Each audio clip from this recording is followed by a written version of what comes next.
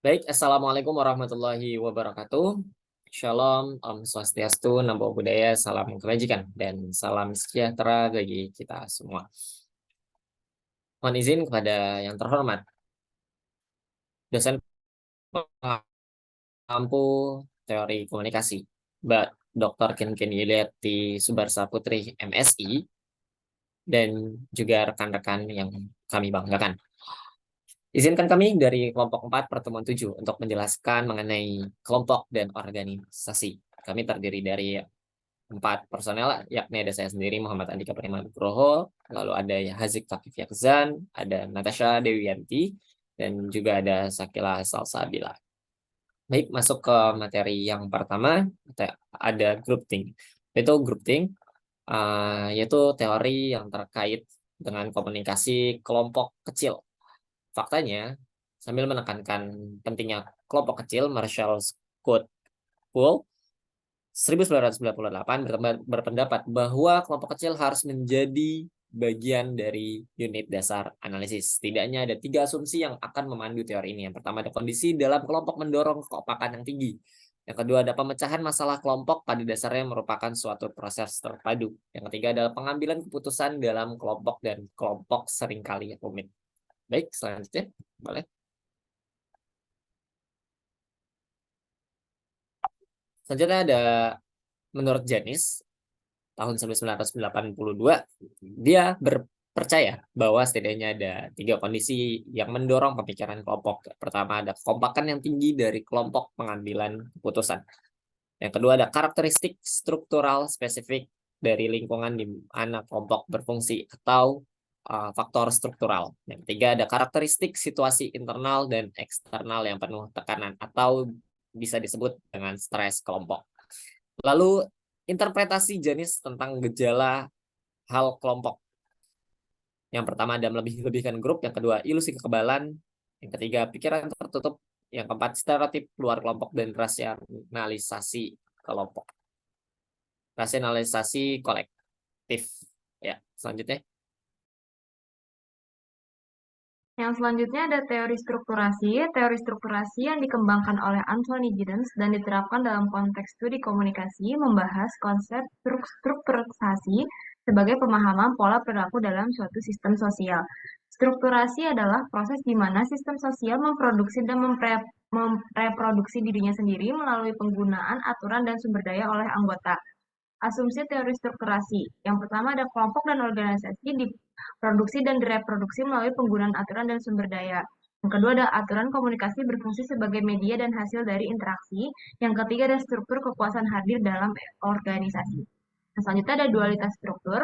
Aturan dan sumber daya memenuhi fungsi ganda dalam organisasi. Menurut prinsip dualitas struktur, anggota organisasi bergantung pada aturan dan sumber daya untuk memandu keputusan mereka tentang perilaku atau tindakan yang akan mereka terapkan dalam komunikasi. Boleh dilanjut?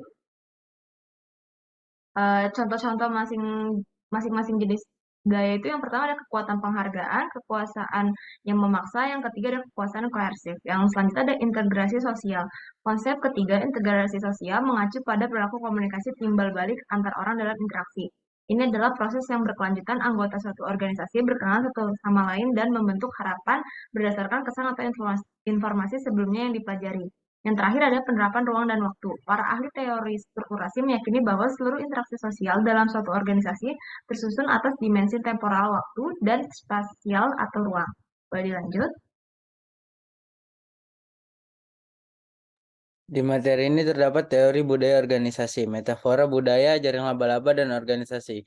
Metafora jaring laba-laba yang digunakan untuk mengilustrasikan konsep budaya organisasi yang dipandang sebagai hasil dari proses komunikasi yang kompleks. Seperti jaring laba-laba yang memiliki desain yang rumit dan unik. Setiap organisasi memiliki budaya yang berbeda. Clifford Geertz yang mempengaruhi teori ini menekankan bahwa pentingnya makna dalam budaya, dan ia menghargai keberagaman budaya serta menganggapnya penting untuk memahami makna yang terkandung dalam suatu budaya.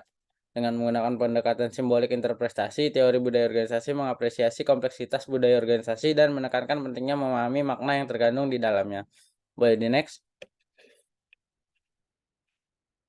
Oke, asumsi teori budaya organisasi. Di dalam teori budaya organisasi terdapat 3 asumsi utama ya, yang dipandu oleh Pacanosky dan O'Donnell Trujillo. Yang pertama, ada anggota organisasi menciptakan dan memelihara pemahaman. Yang kedua, penggunaan dan interpretasi simbol yang penting dalam budaya organisasi. Yang ketiga, budaya organisasi bervariasi antara organisasi.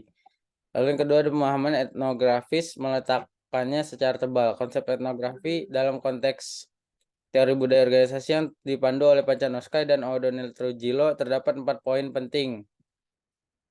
Yang dimana pertama, asumsi-asumsi utama teori budaya organisasi, yang kedua hubungan dengan etnografi, yang ketiga deskripsi tebal dan etnografi, yang terakhir contoh penerapan dalam budaya organisasi.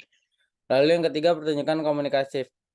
Di dalam pertunjukan komunikatif ini ada 5 pertunjukan lainnya, yaitu yang pertama ada pertunjukan ritual, yang kedua ada pertunjukan gairah, yang ketiga ada pertunjukan sosial, yang keempat ada politik, dan yang terakhir ataupun yang kelima ada enkulturasi. 3 hal kriteria untuk mengevaluasi efektivitas teori budaya organisasi. Terdapat 3 kriteria, yaitu yang pertama konsistensi logis, yang kedua utilitas atau kegunaan, dan yang terakhir heurisme. Boleh di next.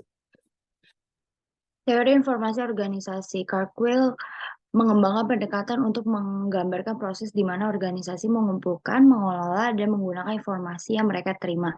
Daripada memusatkan perhatiannya pada struktur organisasi dalam hal peran dan aturan yang memandu anggotanya, Wick menekankan pada proses perorganisasian. Dalam melakukan hal ini, fokus utamanya adalah pada pertukaran informasi yang terjadi dalam organisasi dan bagaimana anggota mengambil langkah untuk memahami materi ini. Wick percaya bahwa organisasi berbicara kepada diri mereka sendiri.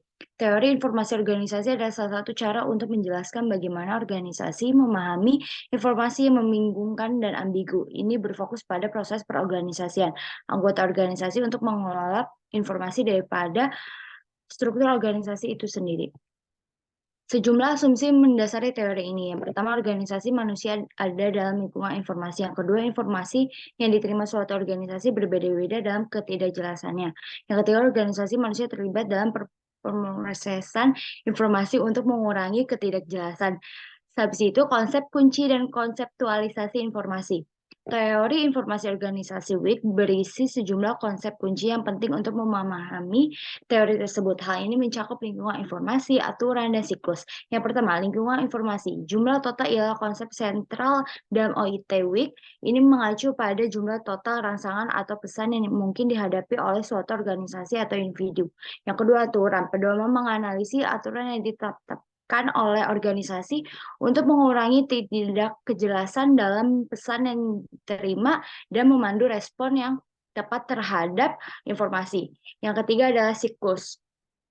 Bertindak merespon menyesuaikan siklus dalam OIT Wick adalah serangkaian tahapan yang digunakan untuk mengurangi ketidakjelasan komunikasi. Siklus ini terdiri dari tindakan, respon, dan penyesuaian.